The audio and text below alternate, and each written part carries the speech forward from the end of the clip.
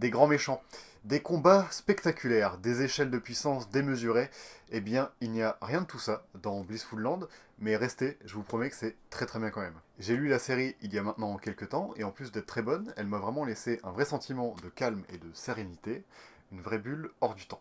Comme vous l'avez compris, aujourd'hui je vous parle de Blissful Land, une série de Ishimon Izumi, terminant en 5 tomes et disponible aux éditions Nobinobi. Dans ce manga, nous allons suivre Kang Zipa, un jeune apprenti médecin opérant dans son village au Tibet, et qui adore par-dessus tout aller cueillir des herbes médicinales dans les chantiers et dans les montagnes environnantes. Mais ce quotidien tranquille va changer quand Moshilati, une jeune femme venue d'une contrée lointaine, va arriver dans son village. Et pour cause, cette jeune fille est là dans un but bien précis. C'est en fait la fiancée promise à Kang, et elle est là dans le but de se marier. Nous allons donc suivre nos deux protagonistes, aussi timides l'un que l'autre, dans leur vie et dans leur quotidien, au rythme des saisons et des traditions. Ils vont petit à petit apprendre à se connaître et à se comprendre, en passant du temps ensemble dans des scènes de vie variées, en attendant la cérémonie de mariage tant attendue.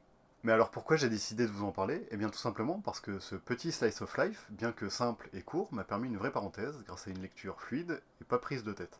Bien qu'assez peu connu, je pense vraiment qu'il peut trouver son public et même plaire à des personnes qui ne sont pas habituées au manga. Outre cela, le récit est une vraie mine d'informations pour apprendre et comprendre les modes de vie et les coutumes ayant cours à cette époque au Tibet. Dans le même genre, cela me rappelle ma lecture de Paris Story, qui est un petit peu plus connue, et qui, de par son récit et par ses planches, nous raconte et nous propose de la découverte des peuples nomades d'Asie centrale.